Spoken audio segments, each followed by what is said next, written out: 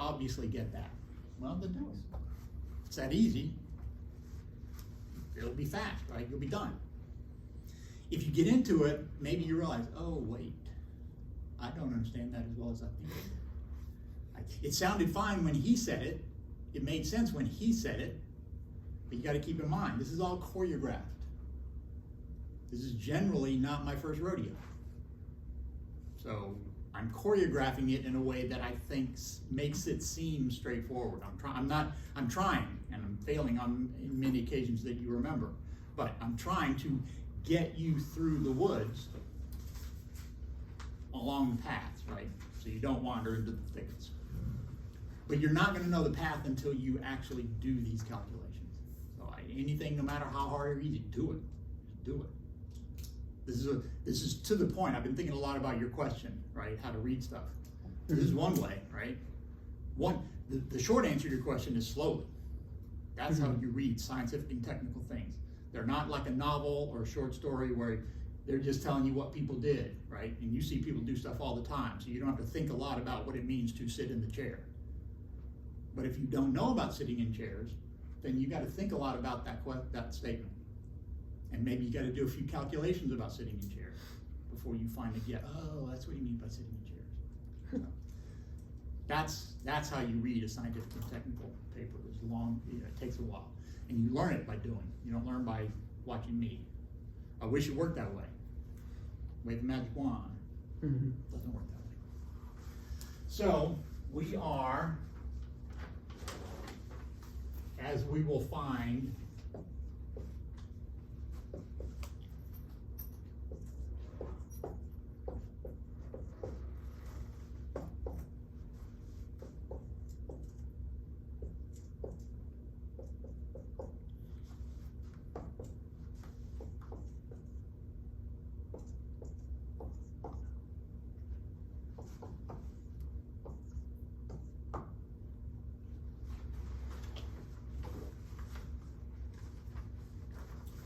that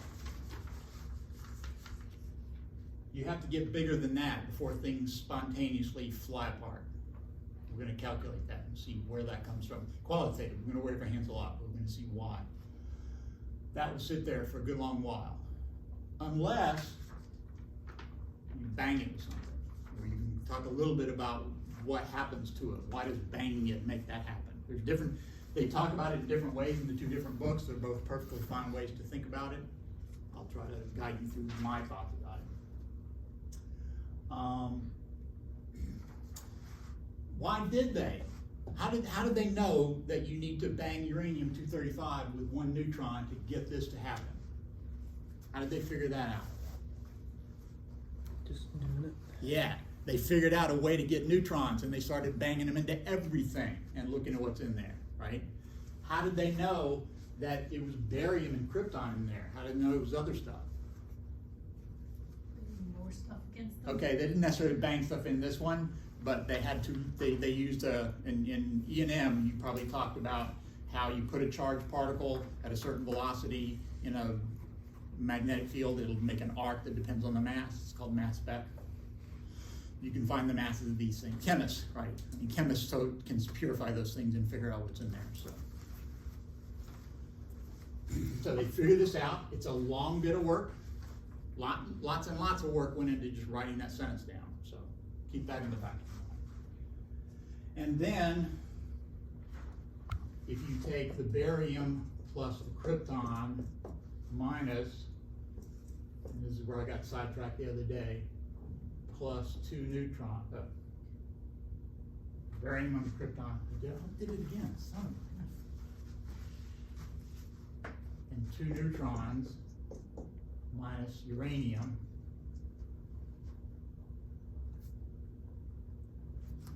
those masses, I get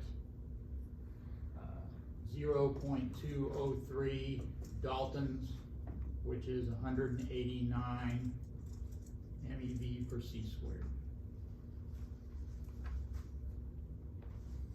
And again, I said what I almost wrote down, but I didn't do, because you don't get this number, right? If you put in, look up barium, look up krypton, look at neutrons in uranium, you get that.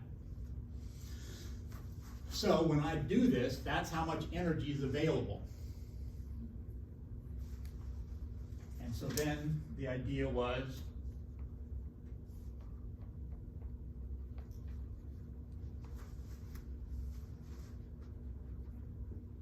what is the electrostatic energy of these three products if they start off right next to each other? Right, that was my next calculation. What is the electrostatic energy? I know how to calculate that. That's K, Q1, Q2 over R squared. I need Z to get Q1 and Q2. I need all the Z's. R I can get from the radius of a barium plus the radius of a krypton. That's 1.07 Fermis, femtometers, times 141 to the 1/3 plus 92 to the 1/3, and I got 10.4 femtometers.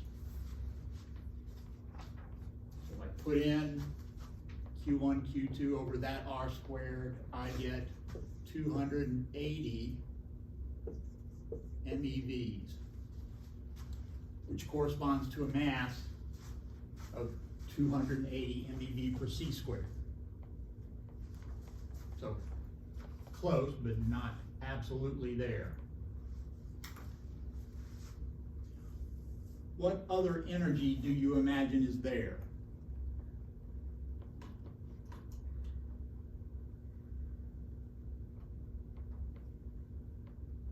What other energies might be different? And it includes the electrostatic interaction of the neutrons because they're so small, right? Is that why? Because they're neutrons. They're neutral. They don't have an electrostatic interaction. That's right. What other energy? What could be missing, right? I need this number to match that number. What could I do? Kinetic energy, because you're hitting the particles. So these are, okay, so you would say these are all moving really fast after I get done, and that's the rest of the 180 MeVs. I don't start out with very much momentum. If this is sitting still, even if this is moving, the center of mass momentum can't change after this. So I start off with very little momentum. I end up with exactly the same momentum I have here, but to take that much momentum distributed among all these massive particles to get that much kinetic energy, I'm not going to get hundreds of MeVs. So it's probably an issue that I need to worry about, but I'm not going to get hundreds of MeVs out of it. And that's where I am, right? I need about 100 MeVs. What else is different about all 235 of these as compared to 141, 92, and 3? They're not all in the same nucleus. And what's different then? Do they have a different volume? Not really. This volume over here has to add to that. So the volume term in my semi-empirical mass formula ought to be the same. Be a different surface term. Yeah, the surface to volume ratio is going to matter. We're going to look at that. We're going to look at the surface to volume ratio and how we figure out what happens when you deform a nucleus. We're going to change the surface, and we're going to use the surface term in the SEMF to figure out when do they fall apart. It's going to turn out surface is trying to bring them back together. The surface wants it. In fact, it wants the entire universe to be one big nucleus. Right? Surface to volume ratio is a way to think about that if you want to Google that. So they definitely do not want to be broken up into two smaller things with a larger surface to volume ratio.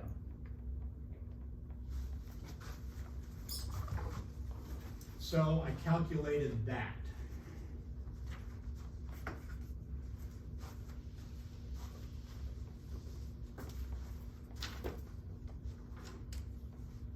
What is the change in the surface binding energy? And I did this backwards in my notes. what do I want to do? I want to calculate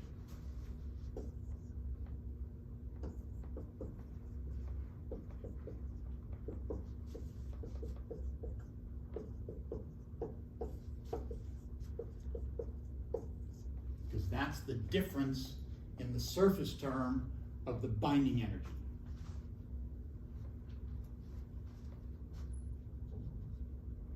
And then I put in all those numbers and I get minus 157.75 mega electron volts.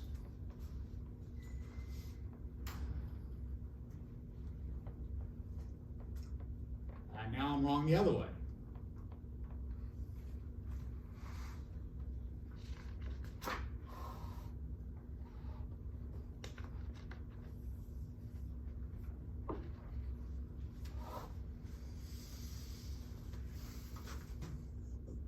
So then I said, well, instead of calculating this Coulomb energy, which assumes I have 2 point charges a certain distance apart, let me just use the Coulomb term from the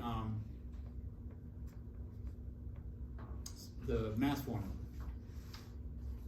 Because there's a Coulomb energy in there, right? Which sort of has this form, but I don't know if you remember, we calculated K and it wasn't quite right. It was off a little bit.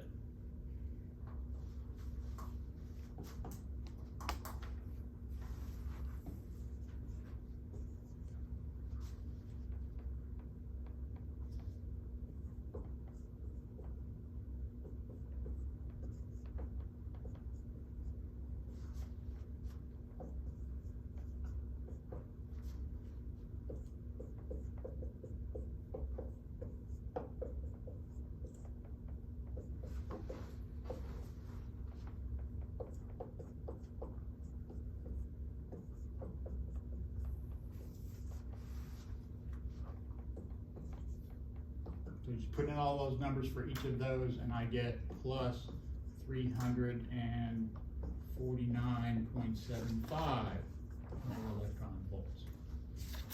So bigger than this 280.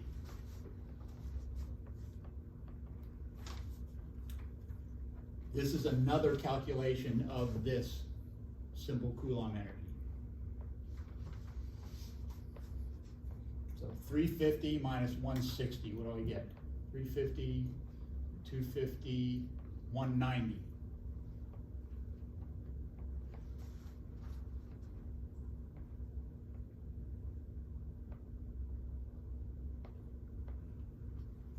How am I doing?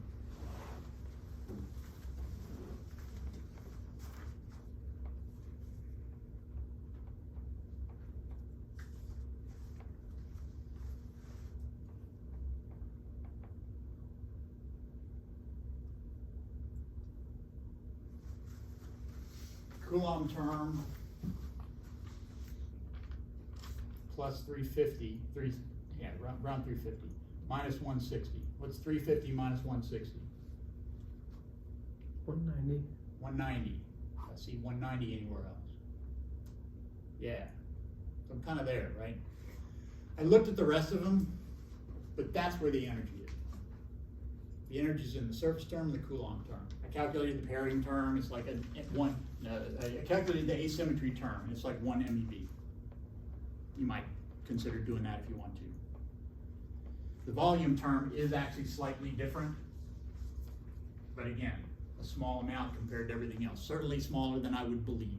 So what did we find out? We found out that the energy in a fission reaction, it really is the surface term and the Coulomb term. So I get some energy from the Coulomb term, which doesn't want it to happen, and then the rest of the energy, the net energy, comes from Coulomb repulsion. Those two things flying apart. So that was my line about how fission power really is electrical power. It's just through a nuclear process is where you're getting the electrical energy from. So that's what I wanted to say about that.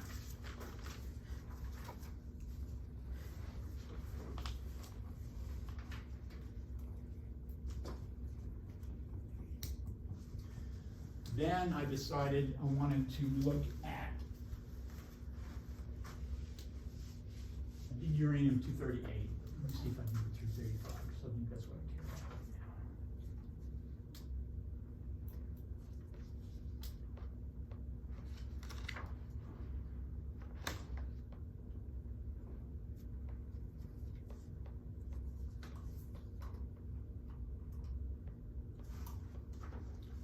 I looked at uranium, 3592, and I went to that table of states to figure out, you know, you start filling up the nucleons all the way to the top to figure out what the ground state of that is.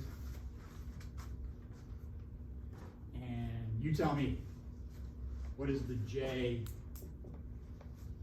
parity of that state? What's the total angular momentum and the parity?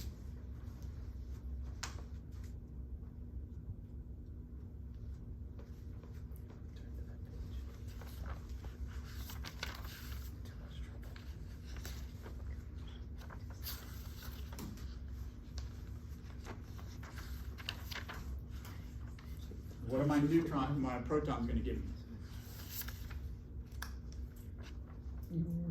Your protons are gonna be even. Yeah, it's an parity. even number, right? So they're paired up. So they're all paired. So they're J equals 0.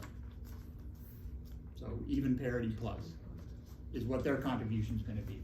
And now I need to know what the neutron comparison is gonna be. So 143.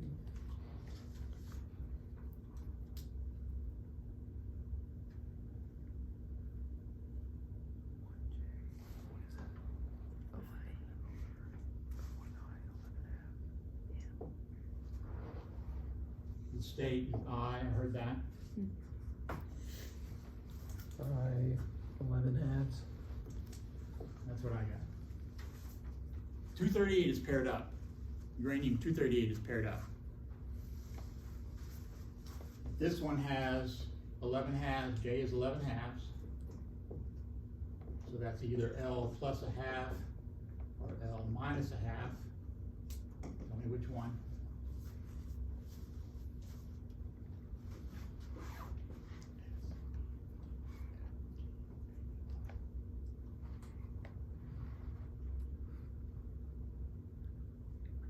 It's plus a half, or minus a half, because 6. I agree with the most one of those answers.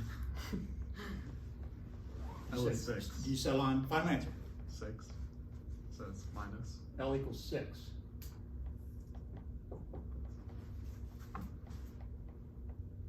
So 11 halves.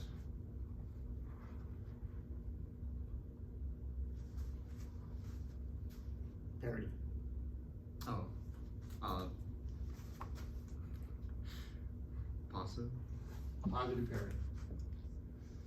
The angular spatial coordinates dictate the parity.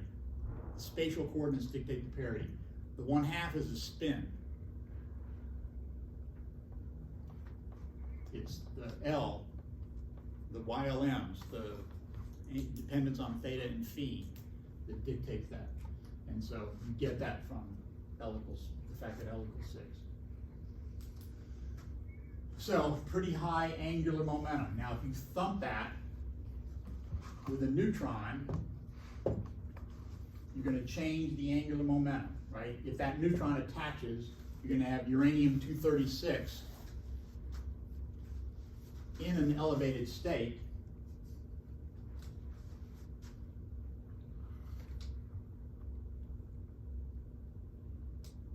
And it will start that oscillation, and we're gonna do that later. That's how that happens. And so, to look at that, and this follows along in Duncan. Can I erase everything? This follows along kind of what Dunlap does.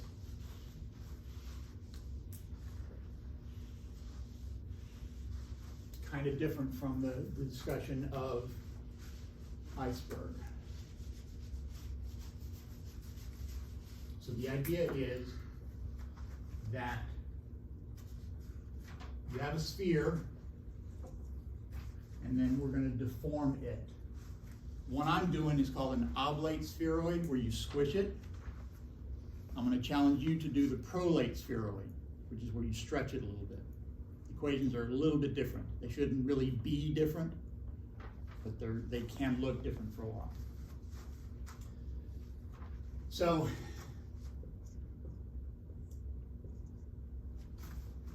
you start off with a certain radius r of a sphere, and then you compress it so that this axis is c, and then you have an x and a y axis. So I'm putting c along the z axis. Along x and y, it's the same size, right?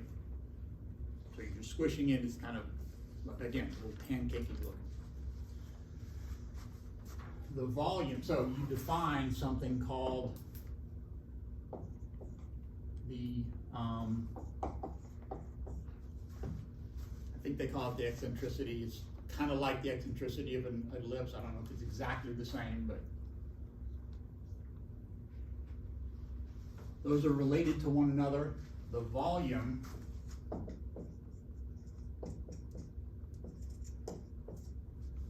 which ought to be believable, right? I don't know if it's true. To show that, you would have to do one of those three-dimensional integrals, which I don't have any interest in you doing. But certainly that's believable. Why is it believable? Same area for volume. Say again? It's the volume area form of the A and C. It's not an area, but there's a volume. But now instead of an r cubed, I have an a squared times c. Well, what if a and c were the same? Then it would just be a sphere. That would be 4/3 pi r cubed, which I do know is the volume of the sphere, so that's good. In a minute, we're going to impose that condition. We're going to squish it, but we're going to keep the volume constant. And I'll discuss why I do that. So that's 4/3 pi a cubed 1 minus e squared to the 1/2. I guess I substituted for c.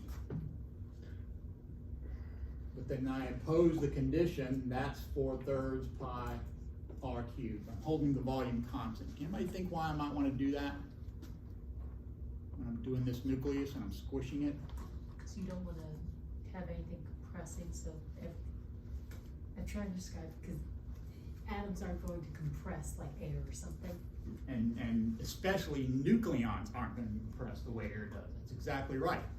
If I got the same number of nucleons in there and they don't change their volume, then the whole thing can't change its volume. It changes shape, but it can't change the volume. Exactly right. From that condition, I can find out that C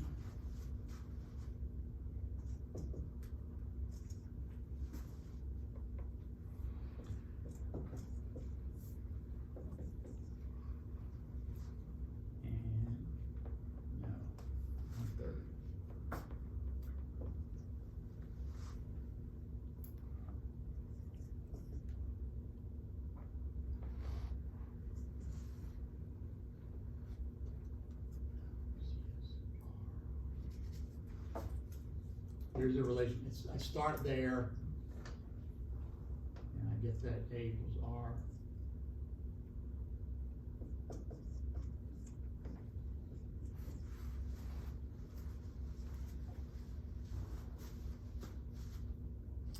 So if I squeeze it and make C less than A, is it clear that A's got to get bigger? And what the condition I've imposed is that the volume be the same. So that means C and A have to be related to the original radius by that amount, by imposing that condition. I checked it by putting these in there to see if I got the right volume, and they did, right? But that's how I checked that I did that right.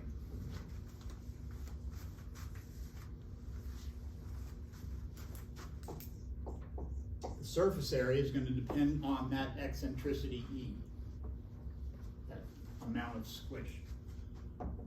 One of many formulas you can find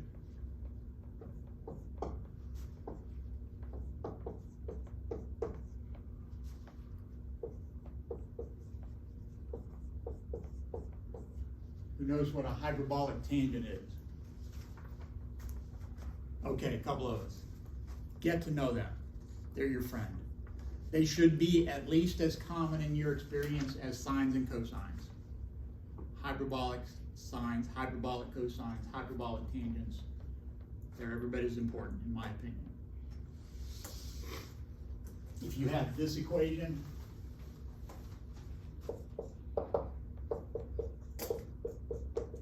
you get sines and cosines. If you have this equation, you get hyperbolic sines and hyperbolic cosines. Same differential equation, just one small difference.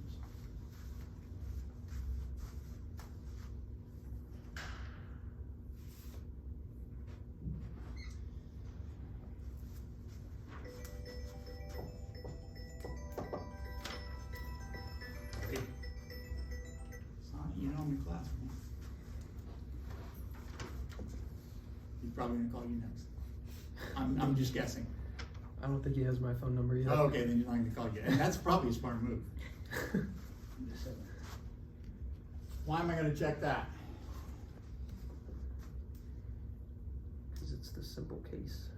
You wanna And what, verify it do I know what I ought to get? for the surface area This is the Of the surface sphere. area of what now? of a sphere? Of, yeah, what I started with, right? So I know that ought to be 4 pi r squared when I get done. So just plug in E equals 0. 1 minus 0 is 0. 0 arctangent. Yeah, what's my problem? There's a 0 in the denominator. Yeah, I got a 0 in the denominator. Fortunately, the inverse tangent of 0 is also 0. So that's not straight up infinite, right? It's just, I don't know what it is. What's the second word for it? I don't know what it is. Indeterminate. Yeah, I don't know what it is. But we can find out. What do you do? Take it to the hospitals. L'Hôpital's rule. Everybody's heard of L'Hôpital's rule. We call that taking it to the hospital. So if you do that, you get 2 pi a squared onto 1 plus 1 equals 4 pi a squared. Is that right?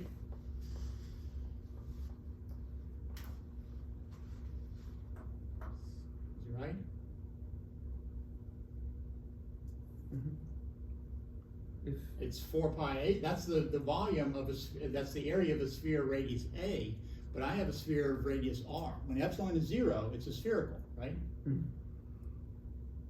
When it's 0, A will be R. Boom. mm, Right? It will be r at that point. So yes, so far so good. So then I kind of took a couple of different things, but what I finally decided to do was to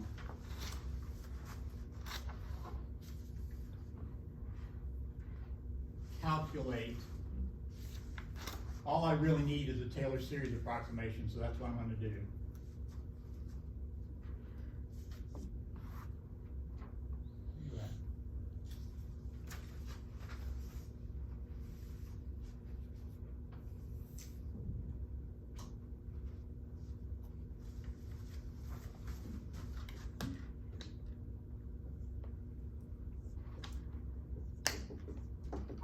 I got my 0th order term in my Taylor series approximation of that. Now I need my 1st order term.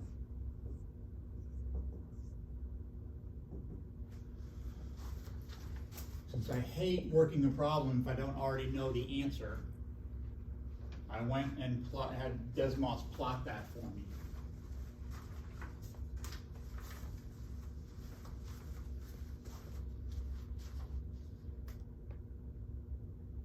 This.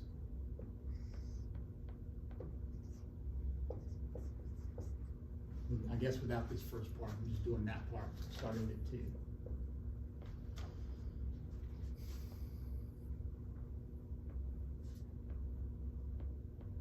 What does that tell me I'm going to get when I do S prime of B? Evaluated it equals 0. 0. Yeah, and that's what happened. Then I calculated S double prime.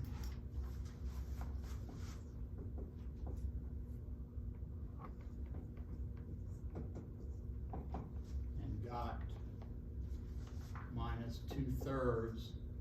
No.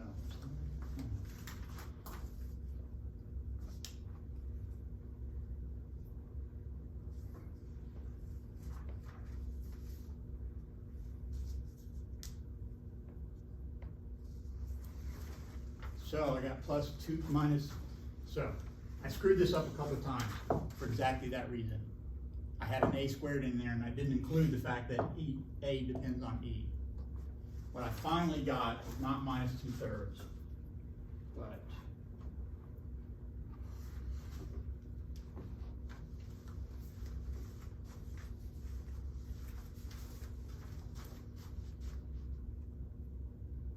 two pi r squared times 4 over 45 e to the 4th.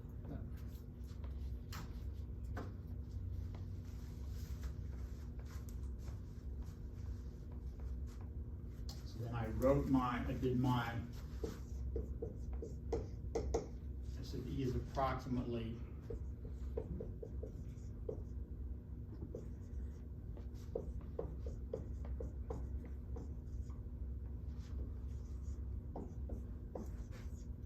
0th order term, first order term is 0, second order term. If I plot that, I get that. And again, I'm just building towards what he does here when he's talking about fission, the fission condition. If you have e equals 0, how come it's still there? Say again? Never mind, I figured it out. Okay, I bet it's cool. But everything, you're telling me this is okay? You're okay with what's up here? I mean, you're not endorsing it, I'm not asking you to endorse it, but Yeah, it seems.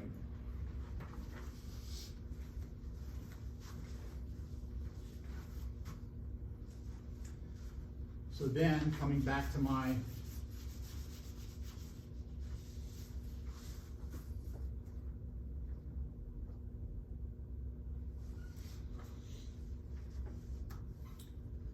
C is R minus some small compression.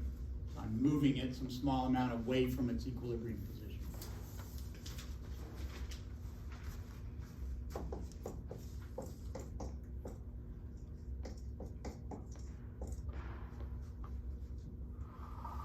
And I know that that's equal to R 1 minus E squared to the 1/3.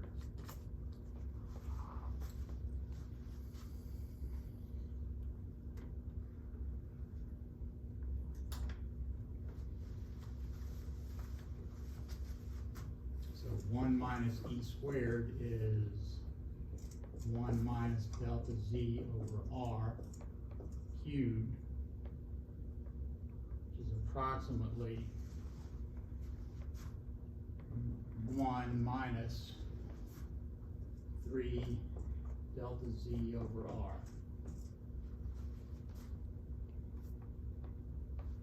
So I can find out that E squared is 3 delta Z over R. Put that here.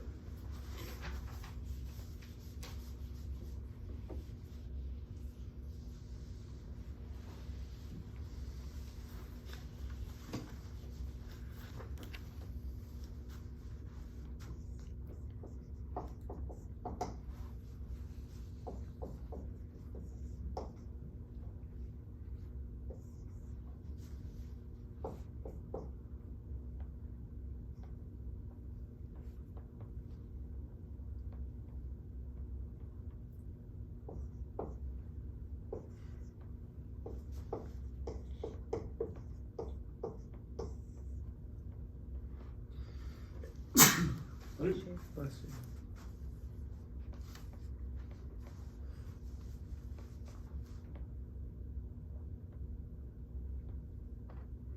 So the change in the surface area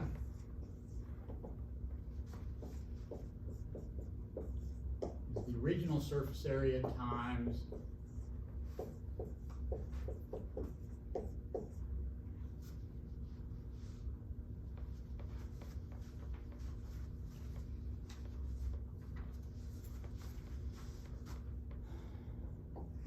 if I start with BS, there will be a change in the binding, in the surface binding end. Everything right? Mhm. Sure. Got any questions, ask me. That was just, you said BS. Oh, yeah. And I was Oh, like, this would be yes. Oh. Okay, I should have said delta BS. Changing it. Did not, that's not better. If I start off by talking about the surface binding energy as being some surface tension times the surface area, it's typically the way you talk about that. The energy is proportional to the surface area. If I change the surface area, then I change the binding energy. We've also written that as A sub s, A to the 2/3.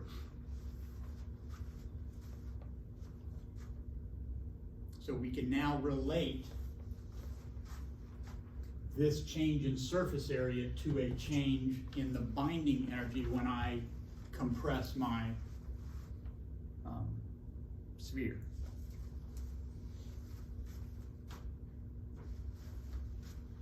This part is sigma times 4 pi r squared.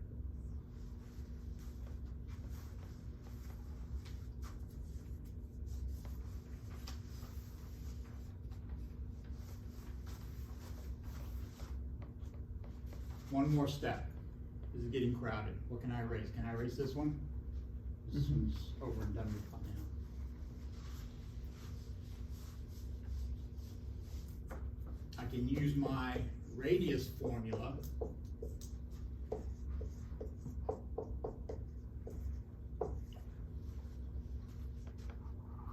Oh, I found a paper about that. You guys will help me to remember. Got the same thing you did. In terms of fitting that, you don't ever get that 1/3, and then they jump through a lot of hoops to get the 1/3. It's like almost like they're trying to chase it, but they do get A to the 1/3 at some point. So, anyway, I just remember that I found that.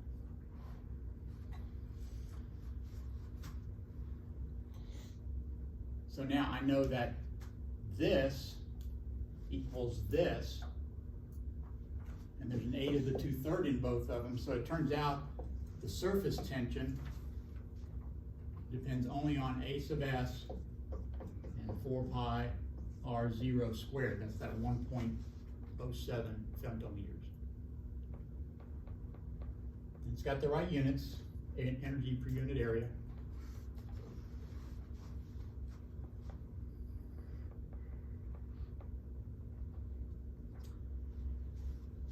So I can go here.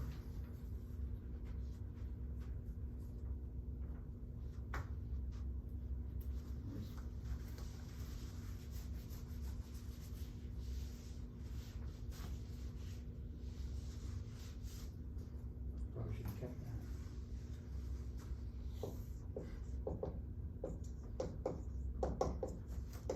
that.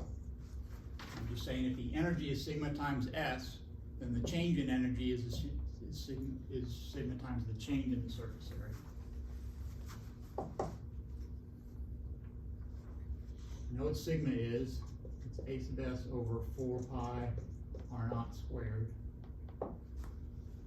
Delta S is 4 pi r squared, r naught squared, A to the 2/3. Putting in for that, times 2/5 times delta Z over R.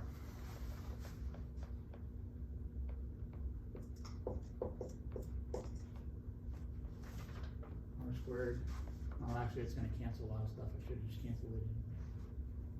R naught squared, A to the 2/3. We already see that this R cancels with that R. I could have done it in the first place and I didn't, but it happens here. R squared, A to 2/3, A to 2/3.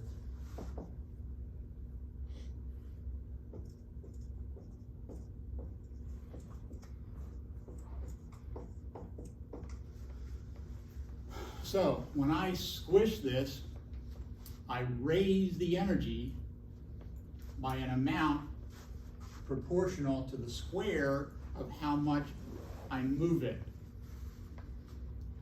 Can you think of anything else? that you squeeze and you increase its energy by an amount proportional to the square of how much you squeeze it. Anything at all. Anything that squishes and then you let go, it comes back. Spring. Yeah, that's a spring, right? We now know that nuclei are just masses on springs. What else is a mass on a spring? Pretty much anything that has an equilibrium position. Anything that has an equilibrium position, if you move it a slight amount away from its point of equilibrium, it will virtually always act like a spring. I won't say always because there's a couple of pathological examples, but if you take two springs and you put a mass in the middle and pull it, it doesn't do that. Pull it to the side. Turns out it doesn't act like a mass on a spring, even though it's on springs. So, this is 1/2 K delta Z squared. So I can even find the stiffness of my spring. The stiffness of this spring is 4/5 A sub S over R0 squared. And when I put that in, I get 2 times 10 to the 18th newtons per meter.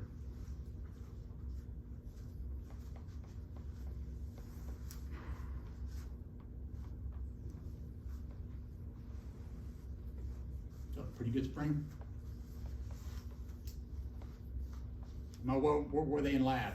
I mean, who did the 221 lab? What was the stiffness in that spring? Like 15, 20 newtons per meter? Unless you got one of the real stiff ones, right? It was like 100 newtons per, 100.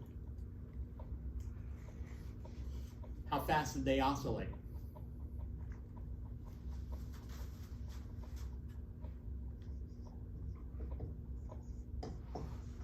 What happens when you make it stiffer and stiffer and stiffer? What happens to the frequency of the spring? Increases. Boy, right? And here it goes up like 10 to the 18th, which is still a billion times more. Even when you take the square root, it's still a billion times more.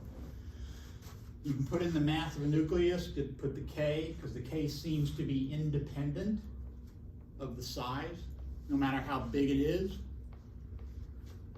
The stiffness is the same. So a neutron star ought to have exactly the same stiffness. Because a neutron star is much more massive, it'll have a much smaller oscillation frequency. But that's what you can look for. What frequency do you bet those are in? Hint, have we talked about oscillating nuclei and the radiation that they put out? X-rays. Turns out it's an X-ray frequency. But you don't call them X-rays. What do you call them if they come out of a nucleus? Gamma rays. You call them gamma. Yeah, just because of where they're from. So you put in that number, right? You should get a number somewhere around gamma frequencies. So neutron stars are just oscillating really fast and putting out a whole bunch of gamma rays. They can, well, I don't know if they put out gamma rays. I make this really, really big. Remember, the K is the same, right? It depends only on that surface tension and the size of a neutron, not the whole nucleus. A went away. So the stiffness stays the same. Frequency goes down as the mass goes up. So whatever, find your favorite neutron star and put that in there. That should tell you the oscillation frequency. The fundamental, right? That's the fundamental where if it just squishes and stretches, squishes and stretches. Obviously you can have surfaces, all kinds of higher order modes. They talk about quakes on neutron stars sending out gamma radiation, but that's a much smaller part of it. Anyway.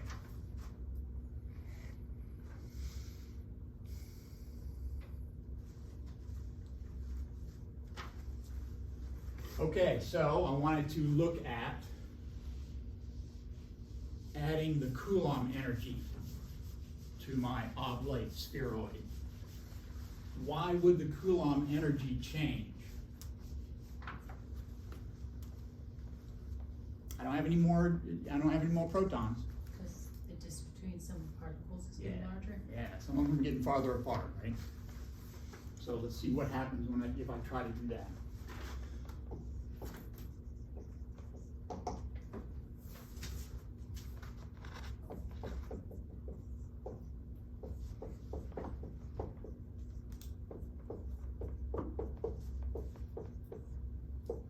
And I defined a new average radius.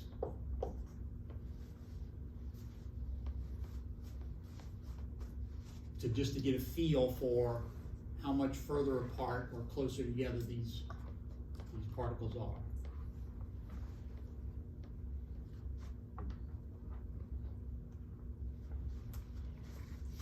So the 4 pi's cancel, and I have r prime equals r square root of 1 plus 2/5 delta z over r squared, which is approximately r onto 1 plus 1/5 delta z over r squared.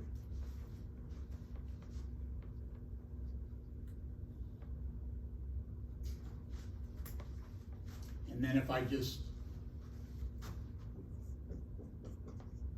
use that same a to the 1/3 for my estimate of the average,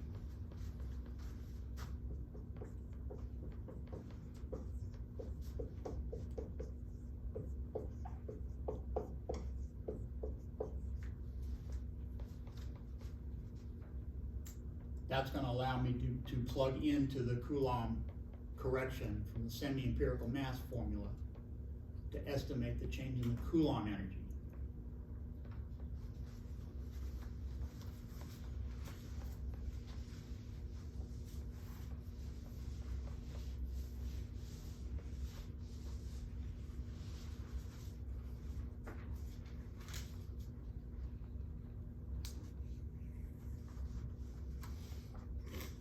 Delta U would be AC Z minus 1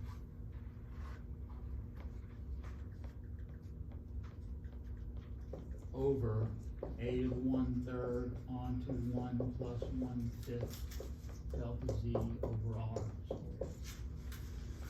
So as they get further apart, Coulomb energy reduces. That repulsive Coulomb energy. Minus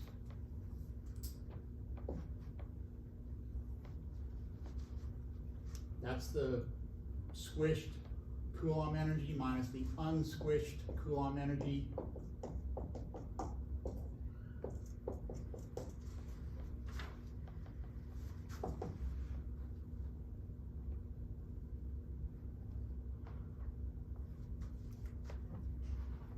AC Z minus 1, that's common to all terms, a to the 1/3.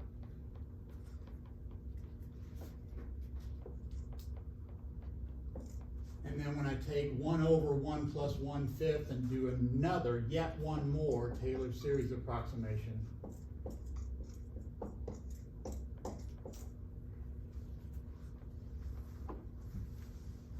energy is reduced.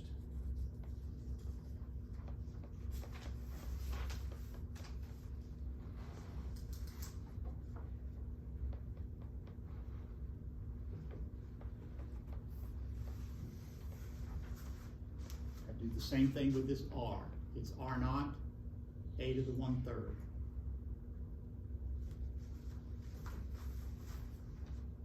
That turns into minus AC Z minus 1 over 5 R naught squared A delta Z squared.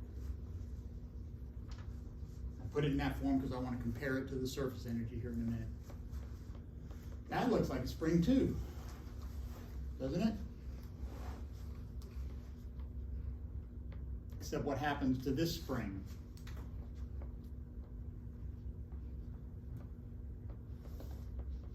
If I compress this spring, I reduce the energy. So it wants to expand. It wants to keep doing that. instead of pushing against me, instead of me raising the energy so it wants to come back down, it reduces the energy. So what does it do? It does it more. So this wants it to fly apart. Does that make sense? Does the Coulomb energy want it to fly apart? Does Coulomb energy want two protons to be within 10 to the minus 15 meters of each other? It sure doesn't. So it makes sense that this will go the other way. So why don't they all completely fly apart? Why don't they Because just... the other force counteracting it. Yeah, and what's the big one that we've been talking about? I forget the name. Strong nuclear force. It's not the volume term, it's the surface term, right? It's not even the volume term, which is a part of the strong nuclear force.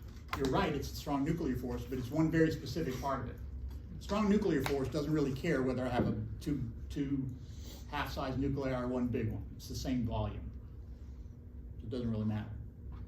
What we saw was that there's a big difference when you pull them into two pieces, because now you've raised the surface energy. It doesn't want that. We also saw that when we calculated the stiffness. When I compress it a little bit, it wants to go back.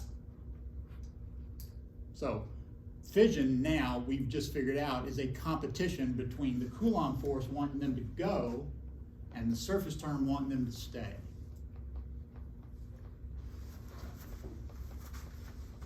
To look at that, I looked at the total.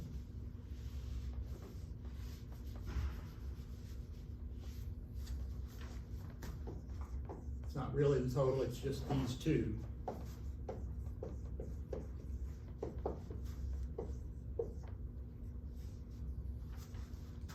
And I got that into this form.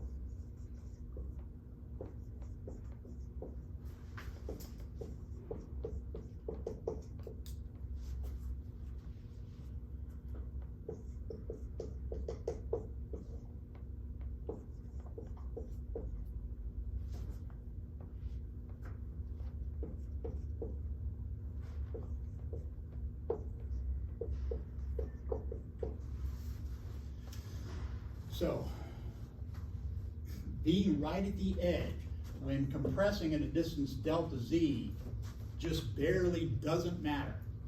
When the surface and the Coulomb are exactly balancing each other. Then I'm at the edge of coming apart, or staying together. Right? Depends on which side of that edge I'm at.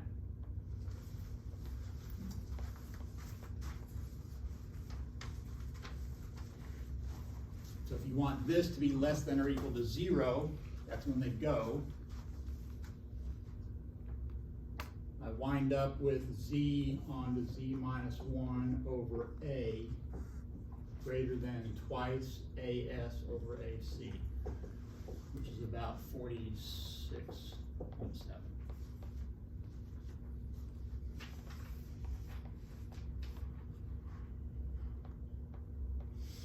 Now z over a, all through that table, z over a is about a half, right? I mean, it's a little bit less than a half as you go up. But basically, it's right around a half. So that means z minus 1, what is twice, what is that, 90, it's twice 46, 92, 93, 94.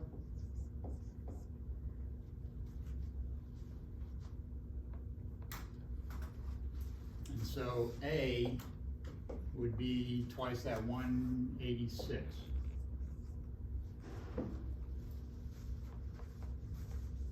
So when you get up around, like the top edge of that table, up around 90-ish, 100, that last bottom row and the last few there, you're getting to the point where things don't want to stay together. No matter what deep delta Z is, if it's anything, it will tend to continue. If you increase this number a little bit, if Z over A is like 0.4, 0.45, something like that, which is what it is down near that bottom of the table, this number goes up a little bit. It's more like 200-ish. That's more like 100-ish. So exactly where you are depends on what kind of assumptions you make and what kind of numbers you put in there. The point is the vast majority of that table, including the stuff down near the bottom, is stable against spontaneously flying apart. But as you go up, it's not stable against that. Let's say you made something, atomic number, what's the big number up there, 262, 280, right? Suppose you made 290, 295. What does this tell us ought to happen? Does no stay together. Yeah, come apart, right? As soon as we get it together, come apart. So that's why all the really high elements last for like Yeah. fractions of a second. Exactly, yeah, if they form at all, right?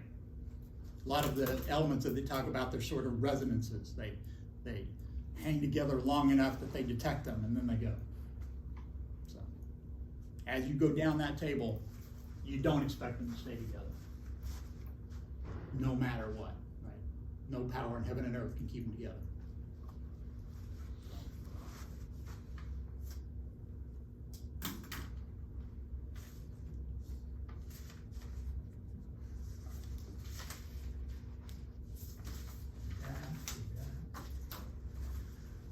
I'm not going to do that. He talks a little bit about moment of inertia and spinning and things like that. I guess I'm just not going to.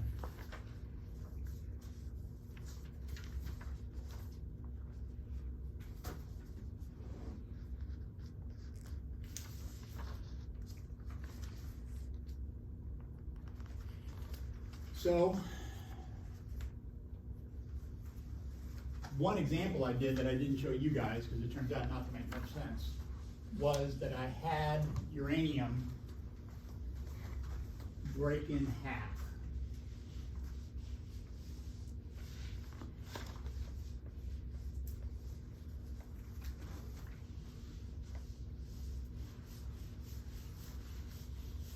And there's nothing magical about it breaking exactly in half, right? I mean, it can break into fragments of any size that it wants. So if you had to guess, wild guess, what sort of numbers would you look for in terms of the sizes it breaks into? Anything magic about any particular size? Magic numbers. Yeah, magic numbers, right?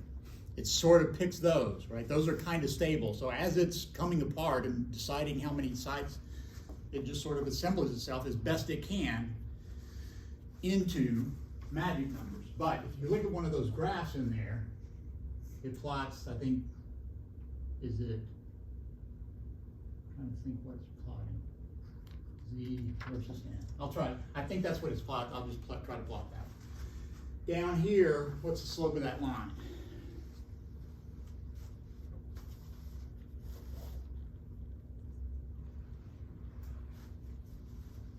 I'm going to do that for every single atom up there, right? And we got to start because we only have 45 minutes. It's a joke, we're not going to do that. But I am going to sketch it because you're going to tell me what that line looks like when I'm up near the top. It's a slope of 1. Yeah, it's going to be a slope of 1, right? Z and N are about the same when you're on that upper part. I'm going to start off, and it's not going to work. Where's it going to be then? It's gonna start, N's gonna start being bigger than Z's. Yeah, N's going to start to be bigger, so where am I compared to this line? Lower. Under it. Yeah, I'm going to be under.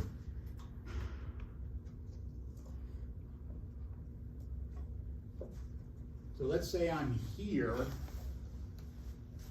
and I break exactly in half. Where am I? If you think about it, you're going to find out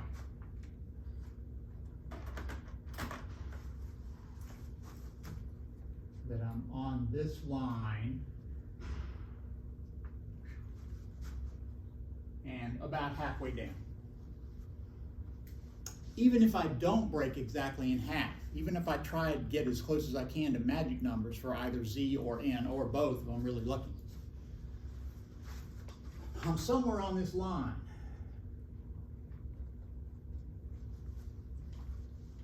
What does that green curve tell you about those blue dots? This is where I put all the stable nuclei. All the stable nuclei off of that table are on that arcing green curve. If I'm off that line of stability, what can you tell me? That what it's breaking into aren't the stable ones? Yeah, they're not stable, right? They're not stable. In fact, I even know why they're unstable. Why are they unstable? There's two ways to think about it. I want to get from the blue to the green. How can I get there?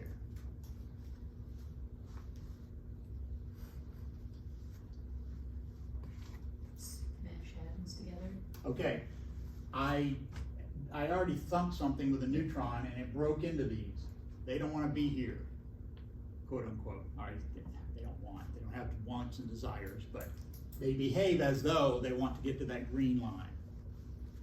If you're on the blue dot and you want to get to the green line, what do you got to do? Turn neutrons into protons. Okay, I can turn neutrons into protons. That's awesome because that's a straight line, right? That's a straight line. I'm decreasing n by 1 and increasing z by 1. Going straight there. I can actually do one or the other, right?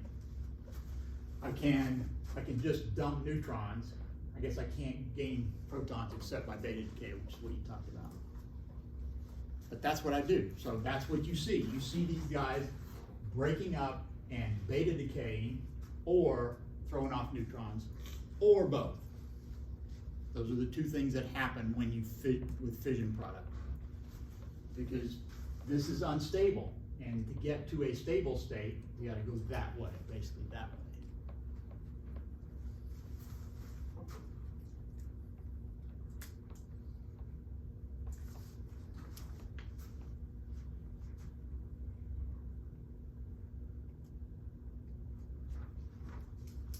Start with zirconium. And I don't know, my notes are so hopelessly inconsistent. Where does A go? Does anybody know? I know that this is different than what I've done, but it's different every day, so. 100.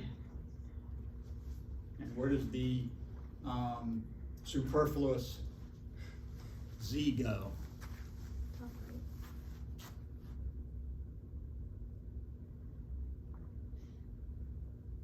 I'm looking for it. 40.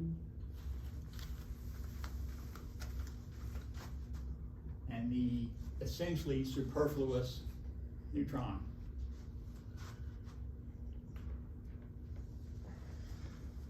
See if you can figure out what zirconium goes to. Figure out where it is, see if you can figure out what the decay process is.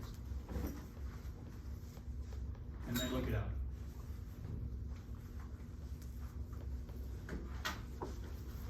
A thing to do is show that these two products must be on that line. Right? I think it's kind of intuitive. It makes sense to me, but things aren't true or false because they make sense. They're true or false because you can prove them. So you can prove that has to be true. And as was pointed out, fastest path here is beta decay, and only one, not the other one. Right? There's a beta plus decay and there's a beta minus decay.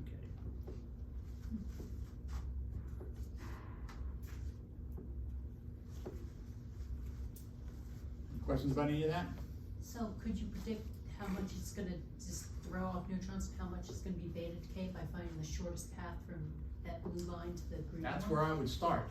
Okay. That's where I would start. But I don't know if there's a good way to do Don't know that. if that's how it does Yeah, it. I assumed and it would and be I'm not more saying it efficient will, way, but this is not enough my area of expertise. So, but yes, right, I mean, the fastest path to there would presumably be, but there's other things, right, like, when it does, can it break up into something closer to magic numbers, right? If it alpha decays, where does it go? Alpha decay takes you down to, oh, and also down to, doesn't help. Yeah, alpha decay doesn't get you off this line, right? Yeah. So alpha decay would not be one. Gamma decay doesn't get you off this line. So throwing out neutrons takes you this way straight, beta decay takes you that way straight. I don't know of a way to go straight up. Unless there are lots of other protons running around.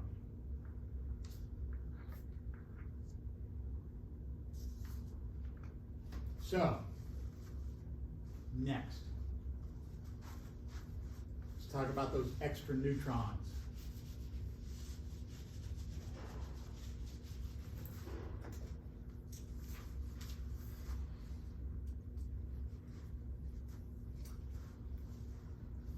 If you want to build a nuclear power station based on fission, what is the value of those other neutrons?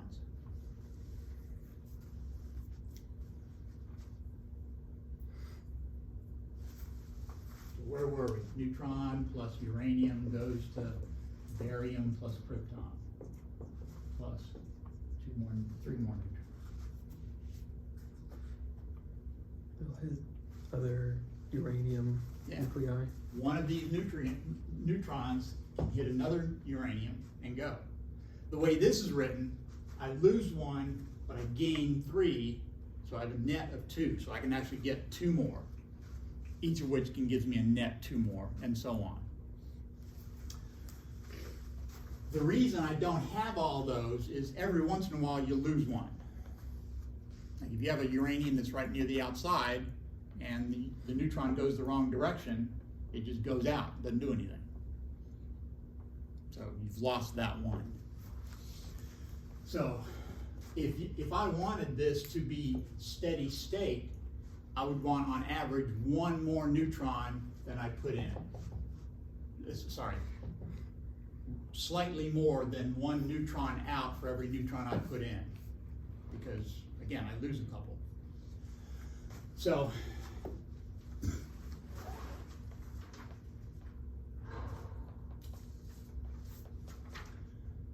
any given reaction, I start off with some number of neutrons that I'm going to allow to vary with time. And I want to keep track of how many I get. Any given reaction, I will net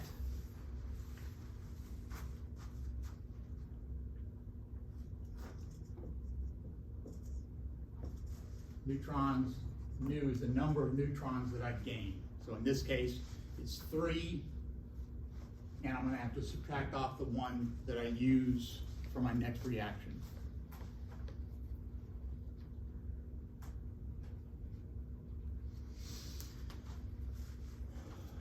Every one of these neutrons that I gain can be lost by some process. And we'll talk about other processes. One of the simplest ones is to think about it going out the side without banging into anything.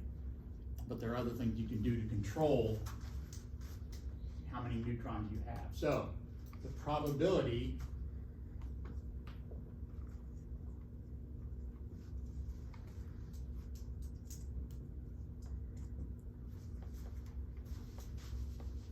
Q is the probability that a neutron is lost. So at any given moment, I gain or lose neutrons so that some time interval dt later, I have a fraction that's either bigger or smaller than 1. If nothing happens, that's going to be 1. If they're not absorbed by anything and they're not lost and nothing happens to them, then that's going to be 1. So the variation is going to be a variation from that. So I have total number of neutrons produced, in this case it's 3, times Q, the probability that any one of those protons is lost, but neutrons. So what do I have? This is essentially the average expected value of neutrons left over. The number I got from the reaction times the probability that any one of them will be lost. That's sort of the mean value of neutrons left over. Minus 1, because I need 1 for whatever my reaction is.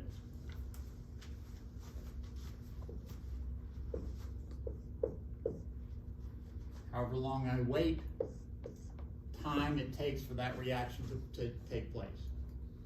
So in time dt over tau, that's the fraction of a reaction cycle. When that's 1, I get this many extra neutrons. Added to the 1 tells me what the ratio of neutrons is at any given moment. You should fill in the steps to show that that can be written this way.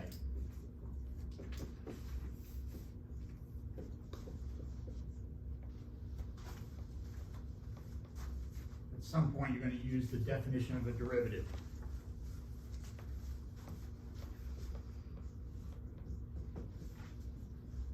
Integrate that.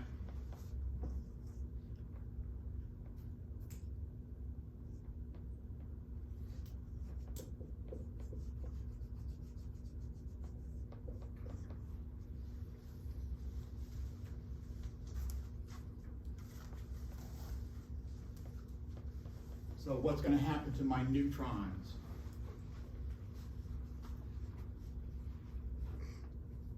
I start with some initial number.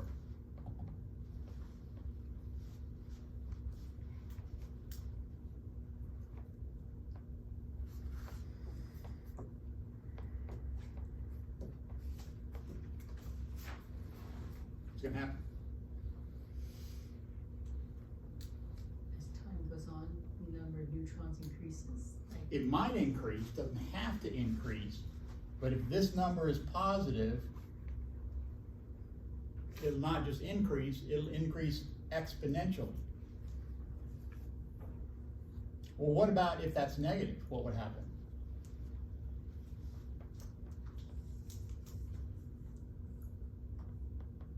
You'll lose neutrons. Yeah, my number of neutrons will go to 0 on whatever time scale that dictates. So on roughly the same time scale, I will either gain neutrons exponentially, each one of which causes one of these reactions, or I will lose them exponentially, in which case this reaction completely shuts down. Both of those are suboptimal.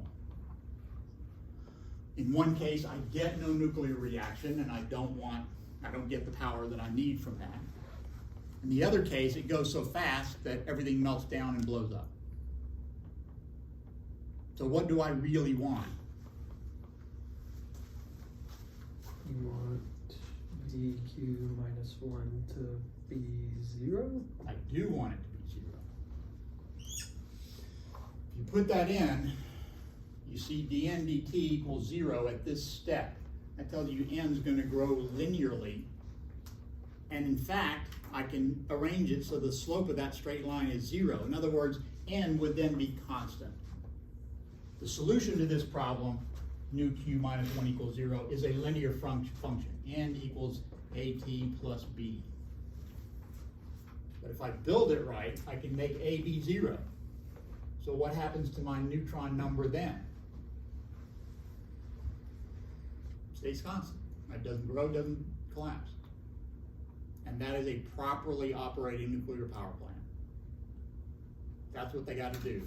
And that's what the guys are in there for, right? They got all the dials and the knobs, and they're keeping track of stuff, and the water pressure and the leaks and whatever. They're keeping track of all that stuff so that this will stay 0. So that A will stay 0. So that this will click along at a fixed rate. It won't grow exponentially, it won't decay exponentially. We should get a couple of graduates who work at a nuclear power plant to come and talk to you guys. It just occurred to me that we have people who do that for a living. I'm so dumb. I'm gonna look into that. Help me remember, because otherwise you know what I'm like. So,